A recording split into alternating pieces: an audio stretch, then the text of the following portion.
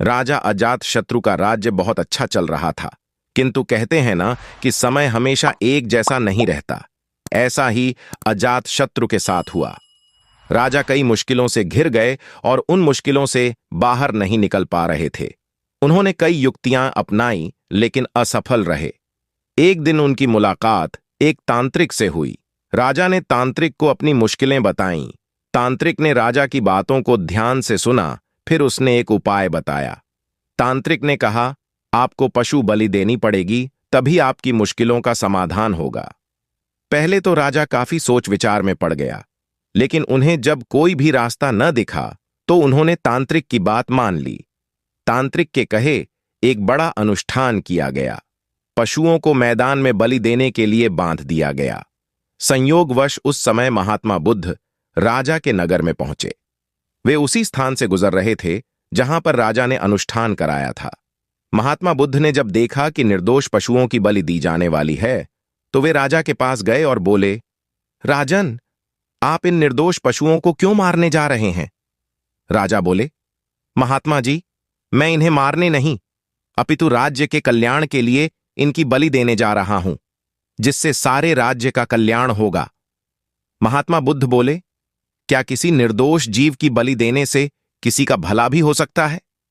थोड़ा सा रुककर महात्मा बुद्ध ने जमीन से एक तिनका उठाया और राजा को देते हुए बोले, इसे तोड़कर दिखाएं। राजा ने तिनके के 2 टुकड़े कर दिए। बुद्ध बोले, इसे अब पुनः जोड़ दें। राजा बोले, महात्मा जी, यह आप कैसी बातें कर रहे हैं? इसे तो अब कोई भी नहीं जोड़ सकता। तब बुद्ध राजा को समझाते हुए बोले, राजन, जिस प्रकार इस तिनके के टूट जाने के बाद आप इसे नहीं जोड़ सकते, ठीक उसी प्रकार जब आप इन पशुओं की बलि देंगे तो यह निर्दोष जीव आपके कारण मृत्यु को प्राप्त होंगे और इन्हें आप दोबारा जिंदा नहीं कर सकते, बल्कि इनके मरने के बाद आपको जीव हत्या का दोष लगेगा और आपकी मुश्किलें कम होने के बजाय और भी कहीं अधिक बढ़ जाएंगी, क्योंकि किसी भी निर्दोष जीव को मारकर कोई भी व्यक्ति खुशी नहीं प्राप्त कर सकता। आपकी समस्या का हल निर्दोष जीवों को मारने से कैसे हो सकता है? आप राजा हैं, आपको सोच विचार कर निर्णय लेना चाहिए। अगर आप सच में अपनी मुश्किलों का हल चाहते हैं तो दिमाग से काम लीजिए।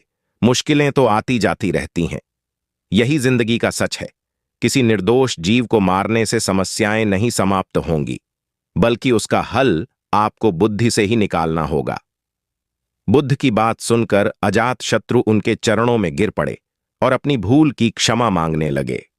अजातशत्रु ने ऐलान करा दिया कि अब से उनके राज्य में किसी निर्दोष जीव की हत्या नहीं की जाएगी। दोस्तों, हम आपसे फिर मिलेंगे ऐसे ही रोचक और उपयोगी कहानी के साथ। तब तक आप जहां भी हों खुश रहें और खुशियां बांटते रहें।